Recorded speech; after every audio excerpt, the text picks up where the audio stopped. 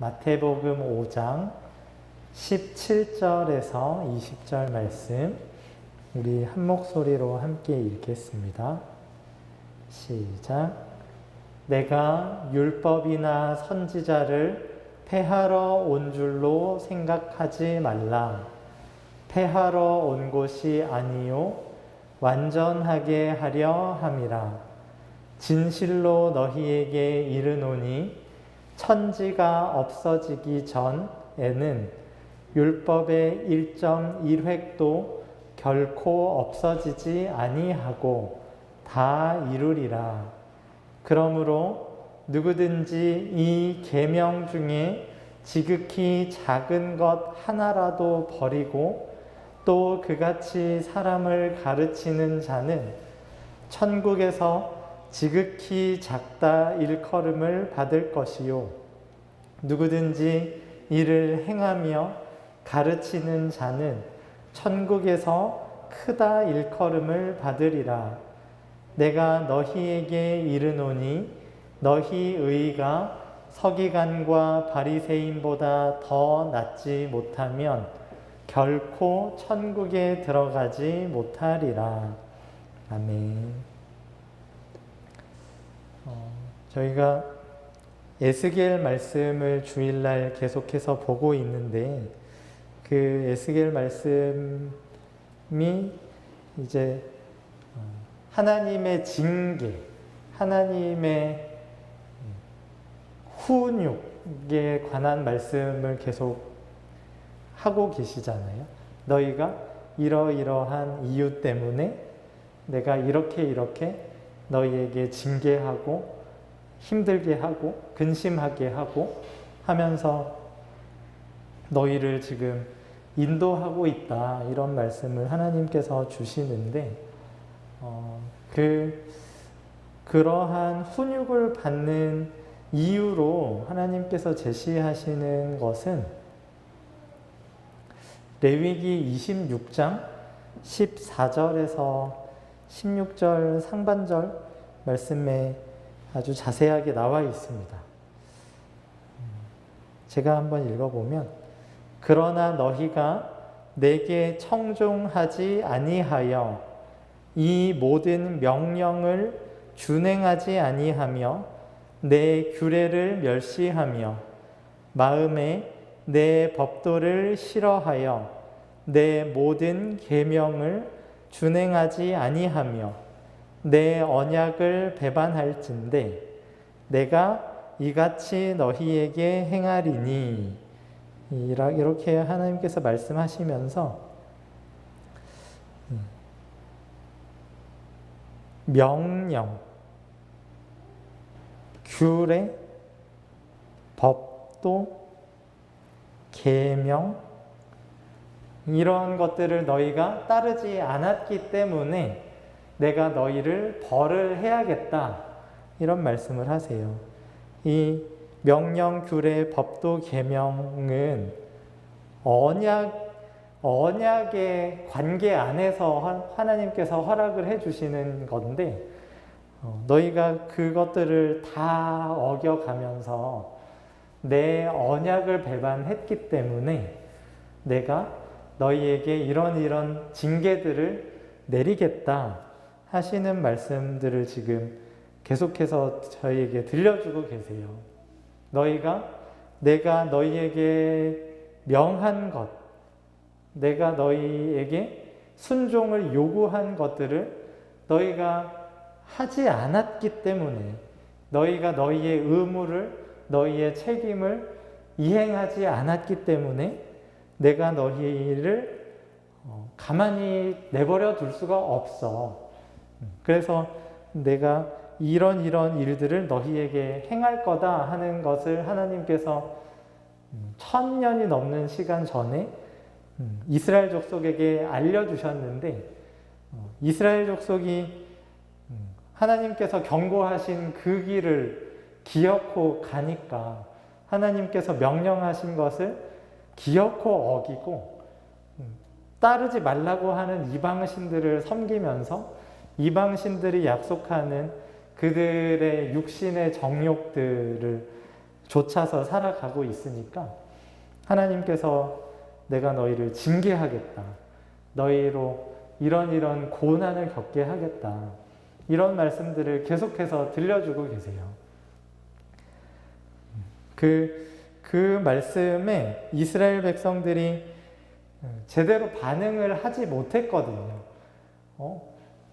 고난을 이 하나님께서 하루아침에 확 다 쏟아부으신 게 아니라 차츰차츰 계속해서 알아듣지 못하면 조금 더 강한 고난으로, 못 알아들으면 조금 더 강한 고난으로 계속 이 강도를 높여가면서 계속해서 징계하시고 말씀하시고 깨우치시고 해오셨었는데 이스라엘 백성들이 이 마음이 굳을 대로 굳어져서 이 개구리가 뜨거운 물에서 서서히 익어가듯이 죄에 인이 박힌 거예요. 이 고난도 이게 계속 받으니까 이 정도면 살만하지 하는 식으로 이 고난조차 익숙해지고 그렇게 계속해서 하나님을 불순종하고 언약을 배반하는 길로 가니까 하나님께서 이제 더는 늦출 수 없는 지경에까지 이르렀다고 판단하시고 마지막 고난으로 이스라엘 족속을 하나님께서 영원히 주겠다고 하신 그 언약의 땅에서 뽑아내시는 거거든요. 그래서 이방 민족에게 흩어놓으시고 거기에서 그들을 새롭게 하셔서 이제 다시 돌아오게 하시는 건데 이제 그 더는 뒤로 밀려날 수 없는 최악의 상황을 겪고 난 이스라엘 사람들이 그제서야 좀 정신을 차려요. 와, 이 하나님이 우리에게 들려주시는 이 말씀에 담겨 있는 하나님의 명령을 우리가 안 지켜서 이런 고생을 했구나. 우리 조상들과 우리 자신이 하나님이 우리에게 요구하시는 그 의무들, 그 책임들을 우리가 제대로 완수하지 못하니까 이렇게 우리를 힘들게 하시는구나. 이런 이제 깨달음을 얻은 거죠. 그러면서 이제 이거 다시는 이런 일을 겪으면 안 되겠다. 이런 생각을 해서 이제 열심히 지켜야지. 하나님 율법은 진짜 내가 최선을 다해서 제대로 한번 지켜봐야지. 이런 생각을 했어요. 근데 그 율법을 지키려면 하나님이 뭘 하지 말라고 하셨는지, 뭘 하라고 하셨는지를 알아야지 지키잖아요. 그래서 이스라엘 사람들이 하나님의 율법을 열심히 연구해 가기를 시작합니다. 에스라 7장 10절 말씀에 보면 에스라가 여호와의 율법을 연구하여 준행하며 율례와 규례를 이스라엘에게 가르치기로 결심하였었더라. 에스라뿐만이 아니라 하나님의 신실한 백성들, 하나님의 율법을 맡은 사람들이 우리가 이렇게 우리 조상 대대로 율법을 어겨서 이렇게 비참한 처지에 처했었으니 우리 다시는 이렇게 우리 비참한 처지에 떨어지지 맙시다. 하나님께서 우리에게 뭐라고 말씀하시는지 아주 열심히 연구를 하고 그 말씀하신 그대로 한번 살아봅시다. 이런 굳은 결심들을 했습니다. 그 결심들이 500년 넘게 지속이 됐어요. 그래서 이 이스라엘 민족이 이방 나라에 쫙 흩어져 있기도 하고 가나안 땅에도 있기도 하고 그랬는데 동네마다 회당들을 세우고 거기에서 매주 사람들을 불러다 놓고 하나님의 말씀을 가르쳐 왔습니다. 500년 동안. 그래서 이거는 하나님께서 하라고 하신 거고 이거는 하지 말라고 하신 겁니다. 이거 제대로 안 하면 우리 그 옛날 우리 조상들이 이 가나안에서 뽑혀가지고 이방 나라로 쫓겨나간 것처럼 그런 일을 또 겪을 수 있으니까 우리 이제 최선을 다해서 지킵시다. 이렇게 서로 격려하면서 하나님의 말씀을 연구하고 지키고 그렇게 살아왔어요. 너무 끔찍했던 거예요. 이방인들의 땅에서 우상들을 섬기며 부정한 음식들을 먹어가면서 고생하고 비참하게 손가락질 당하는 것이 너무너무 끔찍했기 때문에 하나님께서 우리에게 다시 기회를 주셨으니까 우리 이제 다시는 그런 상태로 돌아가지 맙시다 하는 마음으로 이 율법에 대한 열심을 냈어요. 그렇게 율법이 요구하는 것을 잘 지키면 하나님께서 우리를 징계로 몰아가시는 것에서 벗어날 뿐만 아니라 다윗 같은 훌륭한 왕을 다시 보내주셔서 우리가 이 무시당하는 약소국가의 지위에서 벗어나게 해주실 거다. 하나님께서 이 선지자들을 통해서 계속해서 약속하셨거든요. 내가 다윗을 너희에게 세워줄 거다. 너희가 그 다윗을 중심으로 아주 부강한 나라를 이루게 될 거고 모든 이방 민족들이 너희의 다스림을 받게 될 거다. 너희한테 어떻게 해야 되냐고 이런 일이 있을 때는 어떻게 하면 좋습니까? 물어보려고 올 거다. 이런 식으로 말씀을 해주셨기 때문에 믿었어요. 그 약속을 믿었고 와 우리가 진짜 제대로 한번 율법을 지켜보자. 하나님께서 하라고 하신 거를 진짜 어느 것 하나 빼놓지 말고 좀 제대로 한번 해보고 그걸 통해서 하나님이 주시는 복을 좀 한번 누려보자. 이런 마음으로 열심히 율법들을 지켜왔는데요. 그런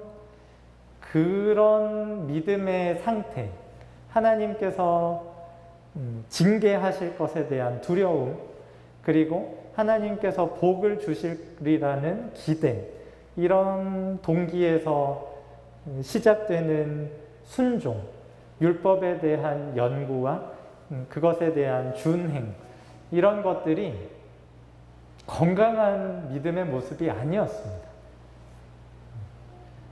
예수님께서 그 모습을 깨뜨리기 위해서 무진장 노력을 하셨어요. 우리 오늘날의 성도들도 이 비슷한 함정에 빠지기가 무척 쉽습니다.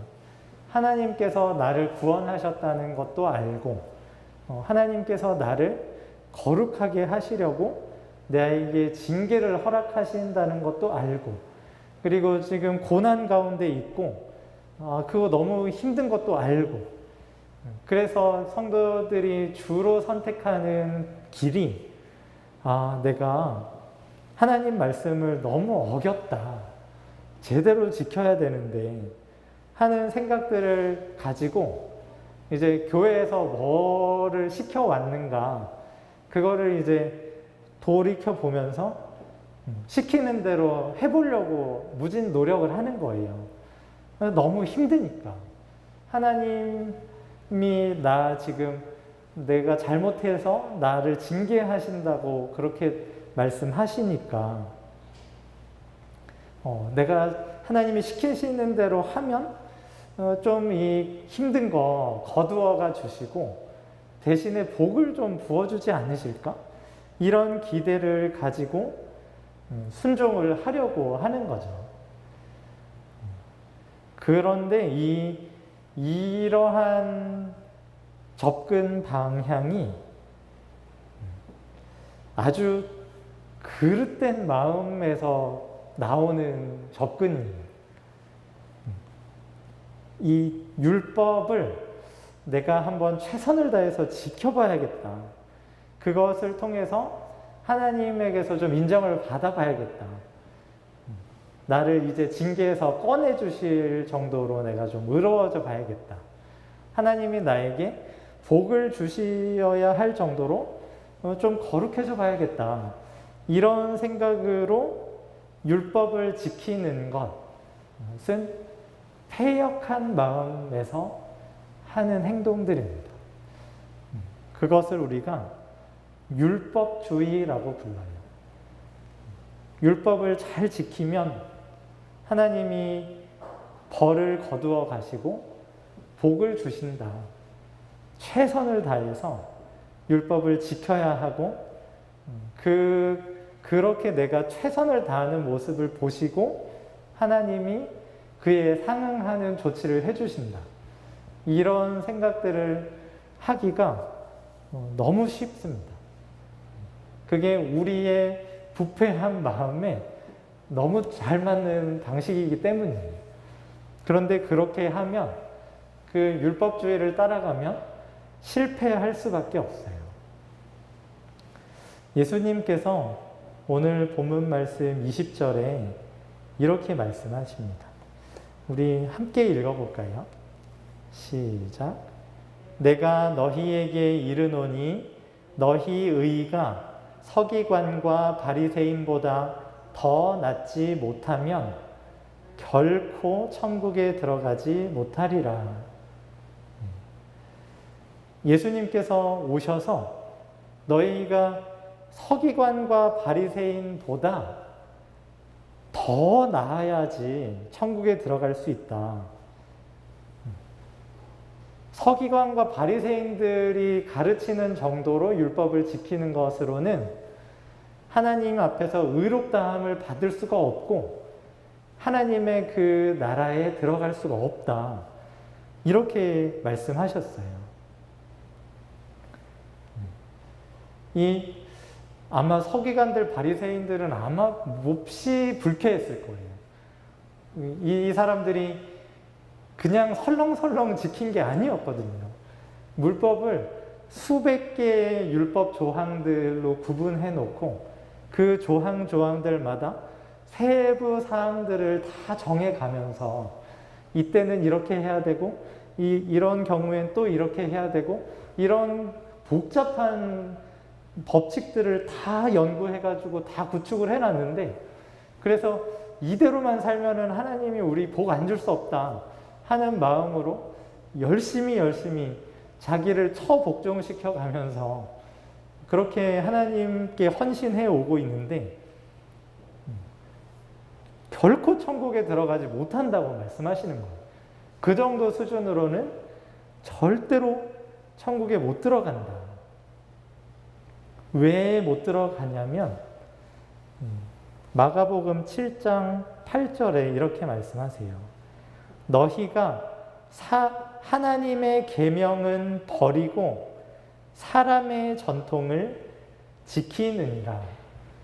하나님의 계명과 상관없는 사람의 전통을 너희가 지키고 있기 때문이다.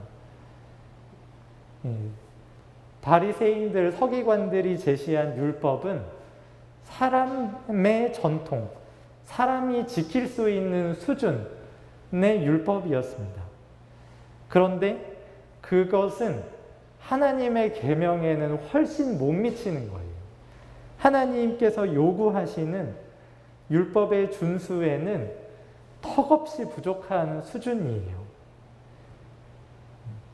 그러니 예수님께서 이렇게 말씀하실 수밖에 없는 거죠.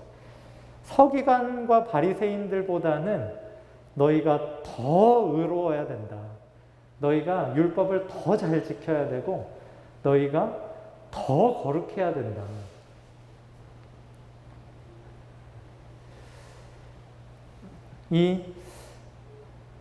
이게 사실은 이 하나님께서 요구하시는 이 율법을 지킬 수 있는 능력과 자격을 가진 존재가 인류 역사상 단 한 명밖에 없었습니다.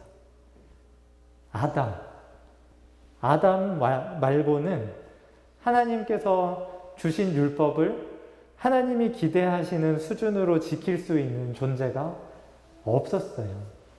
근데 아담이 그 율법을 지키기를 거절했거든요. 하나님을 하나님으로 인정하기를 거절하고 자기의 직분, 하나님께서 맡겨주신 자기의 본분을 거절하고 자기 자신이 하나님처럼 되려고 했기 때문에 아담 이후로 태어나는 모든 인간은 죄 아래에 팔려 있는 상태예요. 이미 하나님의 법에 저촉되어 있는 상태로 태어나서 살아가고 있는 존재들입니다. 무슨 노력을 기울여도 어떤 헌신을 해도 하나님께서 요구하시는 기준에 다다를 수가 없어요. 이미 죄를 아담에게서 전가받아서 그 죄를 공유하고 있고 열심히 그 죄악 가운데서 하나님을 거역하고 하나님을 대적하는 상태로 살아가고 있기 때문에 애초에 시작부터 지킬 수가 없는 명령이었습니다. 율법을 하나님께서 요구하시는 수준으로 지킬 수가 없는 상태에 있었어요. 그런데 우리 어두운 마음은 우리가 하나님 앞에서 죄에 팔려있는 존재들이다. 사탄한테 꽉 붙들려 있는 존재들이다. 이런 사실을 깨달으려고 하지를 않습니다. 아, 나는 죽었다 깨어나도 못하는구나. 나는 내 가진 모든 것을 다 불태워도 하나님이 기대하시고 요구하시는 그 수준은 다다를 수가 없구나 하는 그 사실을 깨닫고 이제 낙심하면서 무너져서 쓰러져서 우는 거를 하려고 하기보다는 어떻게든 내 힘으로 율법을 지켜보려고 해요. 어떻게든. 그래서 그 율법을 지키는 것을 통해서 하나님에게서 의롭다 하심을 좀 받아보려고 하고 저주에서 벗어나서 복을 받으려고 그렇게 합니다. 예수님 당시의 유대인들, 그 전에도 이 하나님의 그 가혹한 징계 앞에서 그렇게 고생하고, 이런 율법 지켜야 되는구나, 안 지키면 죽는구나 하는 것을 몸소 배우고 지켜왔던 그 모든 사람들이 빠졌던 함정이에요. 이게 사실 하나님의 계명으로 주신 그 율법을 지켜보려고 하면 절대 못 지킨다 하는 거를 알기 마련인데 우리의 어두운 마음이 그것을 감추어 놓고 하나님, 이 정도면 된 거 아니에요? 하는 거예요. 인류 역사에서 이 하나님의 율법을 받은 사람들이 빠져왔던 함정들이 다 그런 거예요. 하나님, 이 정도 지켰으면 이제 좀 잘했다고 봐주실 만도 한 거 아닌가요?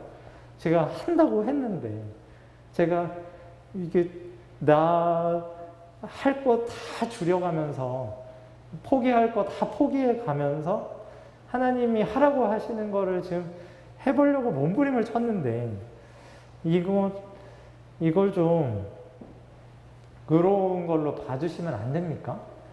이런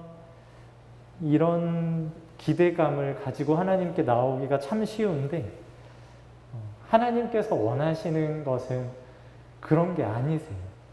하나님이 정해 놓으신 그 거룩의 기준, 의의 기준을 다른 무엇과 타협할 마음이 절대 없으세요. 하나님은 다른 길을 우리에게 주려고 하십니다. 로마서 9장 31에서 32절 말씀에 보면 의의 법을 따라간 이스라엘은 율법에 이르지 못하였으니 어찌 그러하냐? 이는 그들이 믿음을 의지하지 않고 행위를 의지함이라 부딪힐 돌에 부딪혔느니라. 이렇게 말씀하세요. 믿음을 의지하지 않고 행위를 의지해서 율법에 이르지 못했다. 율법이 약속하는 의로움에 도달할 수가 없었다. 그 말은 곧 믿음을 의지했어야 그 율법에 도달할 수가 있었다. 그런데 우리 조상들로부터 대대로 수많은 사람들이 믿음을 의지하지 않고 행위를 의지했다. 자기가 한 것, 하나님 앞에서 뭐라도 좀 이렇게 했습니다 하고 내놓을 만한 것을 의지했다.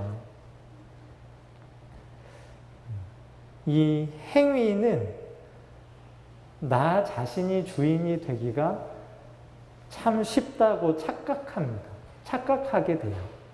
그래서 그것 때문에 행위에 의지하는 거예요. 행위는 내가 통제할 수 있어요. 내가 하려고 하면 할 수 있고 내가 안 하려고 하면 안 할 수 있어요. 그런데 사실은 그렇지가 않습니다. 행위는 내 마음대로 못해요. 내가 아무리 하나님 앞에서 거룩하고 의롭고 선하게 살고 싶다고 한들 그렇게 할 수가 없습니다. 하나님이 하지 말라고 한 거를 죽어도 안 해야지 하는 마음을 먹는다고 한들 우리의 이 부패한 본성이 하나님이 하지 말라고 하는 것에 자동으로 이끌려 가거든요. 그런데 그렇다는 생각을 못해요. 눈을 가려놓고 귀가 가려져 있어서 너가 이 약물고 하면 돼. 하나님이 그래서 율법을 주신 거야. 못 지킬 율법을 주셨겠니? 최선을 다해서 하면 그걸 선하게 보시고 불쌍히 여겨주시고 봐주시는 거야. 이런 거짓말에 속아서 행위에 의지하는 거예요. 반면에 믿음은 나 자신이 주인이 되는 것을 포기해야 되거든요. 내가 주인공이 아니거든요. 그래서 좀처럼 믿음에 의지하려고 하지를 않아요. 이 부패한 사람은 내가 주인공이 되어서 내가 영웅이 되어서 나에게 닥쳐온 이 어려운 난관들을 내 힘으로 극복해야 된다는 아주 그릇된 생각들을 가지고 있어요. 그것을 통해서 내 존재 가치가 증명이 되는 거다. 그것을 통해서 나의 능력이 입증되는 거다.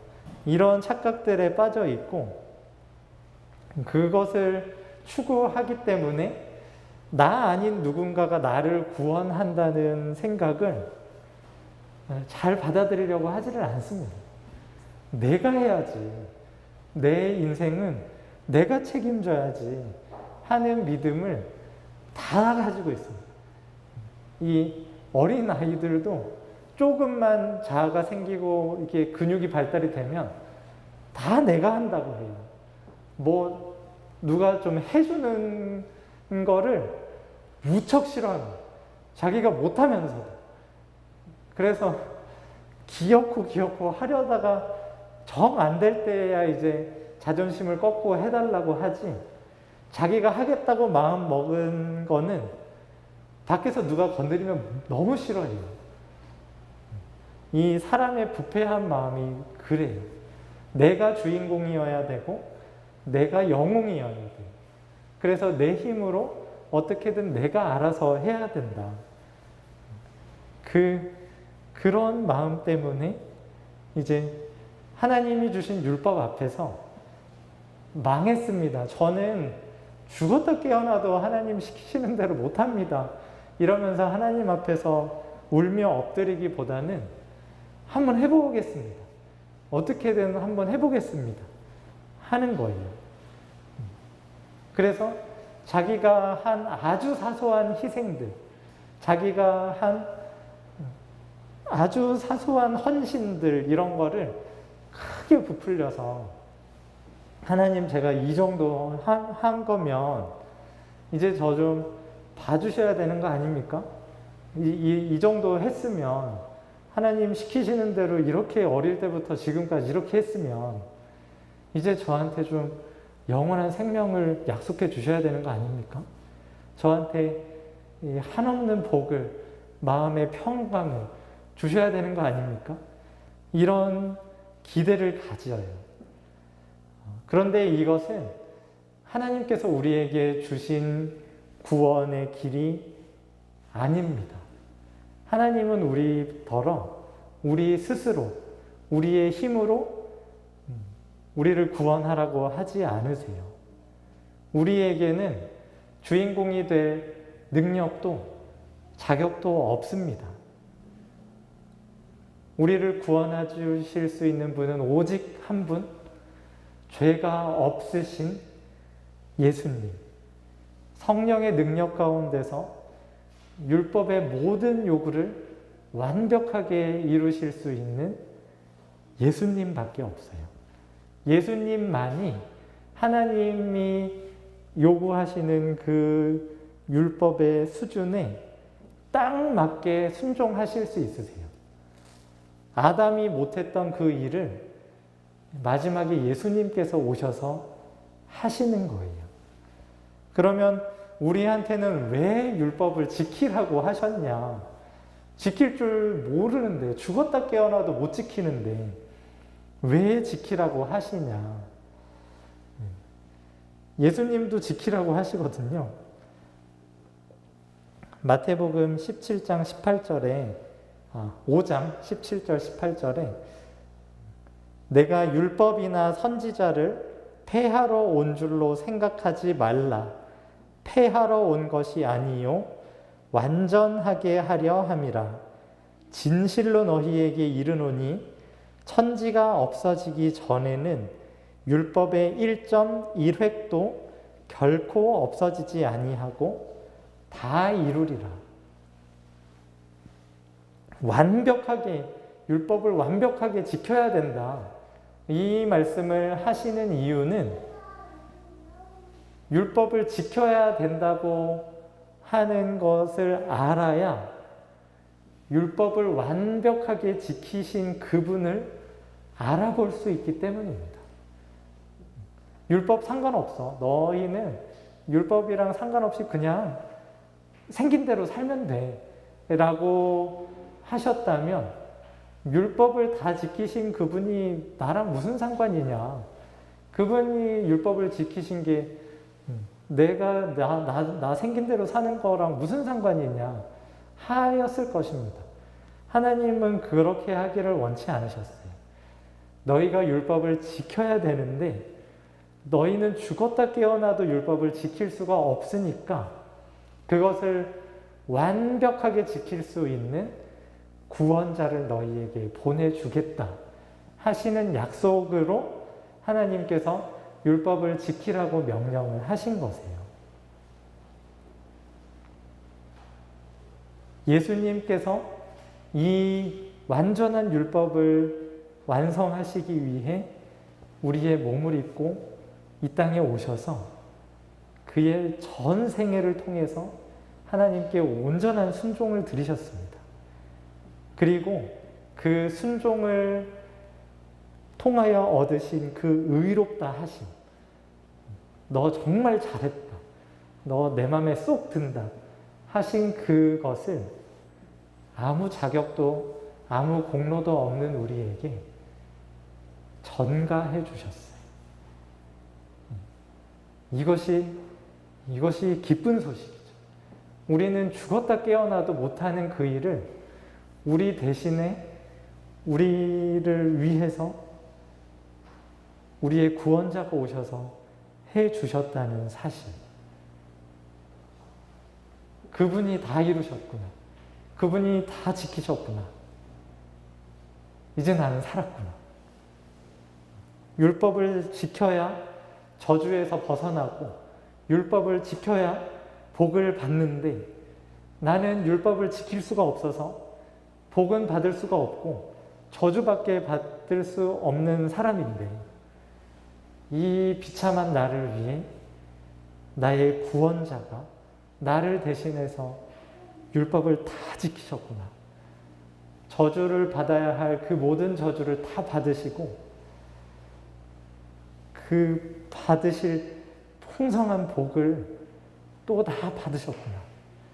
그 복을 자기의 것으로만 남겨놓지 않으시고 이 자격 없는 나에게 내 것이라 하면서 거저 주셨구나 하는 이 사실을 우리로 알아듣게 하시려고 하나님께서 제대로 지키라고 하십니다. 19절, 20절 말씀에 그러므로 누구든지 이 계명 중에 지극히 작은 것 하나라도 버리고 또 그같이 사람을 가르치는 자는 천국에서 지극히 작다 일컬음을 받을 것이요 누구든지 이를 행하며 가르치는 자는 천국에서 크다 일컬음을 받으리라. 이 말씀은 내가 이 지극히 작은 것 하나까지 다 지키겠다는 말씀이세요. 예수님께서 우리의 자리에서 우리를 대신하여 다 지켜주겠다. 그리고 그 다 지켜준 그것을 너희의 것 삼아주겠다. 이 기쁜 소식 앞에서 와, 우리는 이제 살았다. 우리는 이제 율법의 저주에서 풀려났고 율법이 약속하는 축복을 누리게 되었다 하는 기쁨을 우리에게 주시려고 하나님께서 이런 기쁜 소식을 들려주시는 겁니다. 내가 다 이루었다. 내가 다 이룬 그것을 너희의 것 삼아 주었다. 그러면 의문이 들잖아요. 예수님이 다 이루어 주셨으니까 나는 이제 막 살아도 되네? 어차피 내가 막 살아도 예수님이 다 이루신 그 의로 나는 이미 복을 받았으니까 복을 받을 것이 확정적으로 정해져 있으니까 이제 하나님 앞에서 죄 때문에 마음 찢고 탄식할 일은 없어도 되네. 내가 무슨 죄를 짓든 하나님께서 이미 예수님 안에서 다 용서하셨으니까 그런 태도로 신앙생활을 하는 것이 반율법주의예요. 반율법주의. 예수님이 다 이루셨으니까 너네는 아무것도 할 게 없다. 이게 반율법주의인데 이 반율법주의는 또 설명이 또 길어지니까 다음 시간에 다루기로 하고 이 한 극단을 또 조심하려다가 또 한 극단에 또 빠질 수 있다는 점만 일단은 염두에 놓고 우선은 이 율법주의에서부터 우리가 좀 벗어나야겠습니다. 우리가 지키는 게 아닙니다. 우리의 힘으로, 우리의 노력으로 율법을 지켜서 그것으로 하나님의 의롭다 하심을 받고 저주에서 풀려나고 복을 받는 것이 아니에요. 그런데 아주 쉽게 우리가 그 함정에 빨려 들어가요. 내가 이 정도 했으면 된 거 아닌가? 하나님 앞에서 내가 이렇게 이 정도 신앙생활을 유지하면 이것으로 하나님이 나를 다른 사람보다 의롭다고 봐주시는 거 아닌가? 이런 생각을 아주 쉽게 하게 됩니다. 이런 생각을 하게 될 때 가장 확연히 드러나는 징후 중에 하나는 남을 판단하는 거예요. 이 죄인, 그렇게 살면 혼나지. 너 그렇게 살다가 하나님이 너 징계하신다. 이런 마음을 다른 사람한테 되는 일을 우리가 쉽게 해요. 그 징계의 잣대가 우리 자신에게 향해지는 일이 잘 일어나지가 않습니다. 내가 겉보기에 괜찮은 것 같으면, 서기관과 바리새인들 정도의 수준에 이르게 되면 이젠 뭐 나 이 정도면 됐지 하는 마음을 갖게 되고 은근한 기대를 품죠. 하나님 이제 저 좀 편하게 좀 해주세요. 이 정도 했으면 좀 편해져도 되는 거 아닙니까? 그런데 하나님의 그 거룩하신 율법의 수준 앞에서, 기준 앞에서 우리는 죽었다 깨어나도 죄인입니다. 우리가 가진 모든 걸 다 불태워도 하나님의 그 요구사항을 만족시킬 수가 없어요.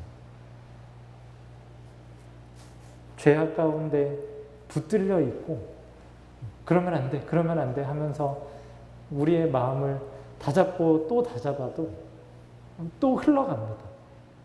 속절없이 아무런 저항도 할 수 없이 그냥 그렇게 사탄의 유혹 가운데로, 죄악의 권세 가운데로 빨려 들어가요. 우리는 무력한 자들입니다.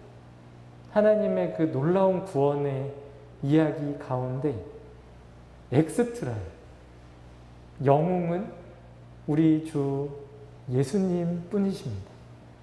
그 영웅께서 이 불쌍한 죽어가는 사람들을 그 강한 팔로 건져내 주신 거예요. 우리가 하나님 앞에서 내세울 것이 하나도 없는 하나님의 놀라운 감당할 수 없는 은혜를 받아 누린 자들이라는 사실을 우리가 반드시 기억해야 됩니다.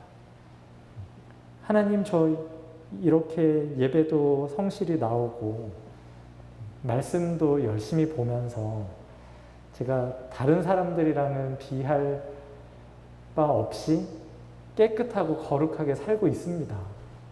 이 정도면 좀 도와주셔야 되는 거 아닙니까? 하는 마음 자세로는 하나님과 바른 관계를 맺을 수가 없습니다. 죄가 그대로 남아있기 때문이에요. 우리 안에서 우리를 잡아서 끌고 있는 그 죄의 권세가 해결이 되지 않기 때문입니다. 그 우리의 힘으로는 도저히 이겨낼 수 없는 그 죄의 권세 앞에서 그냥 엎드려 우는 것이 하나님께서 우리에게 원하시는 반응이에요. 율법을 지키라 하시는 것이 우리 힘으로, 우리의 열심으로 지키라는 말씀이 아니에요. 내가 지킬 수 있게 해주겠으니, 지킨 것으로 쳐주겠으니 너의 구원자를 기다리고 그 구원자에게 속히 달려나가라. 그분을 붙들고 그분을 의지해라 하시는 말씀으로 우리에게 징계하시고 우리에게 고난을 허락하시고 우리로 근심하게 하시는 것입니다.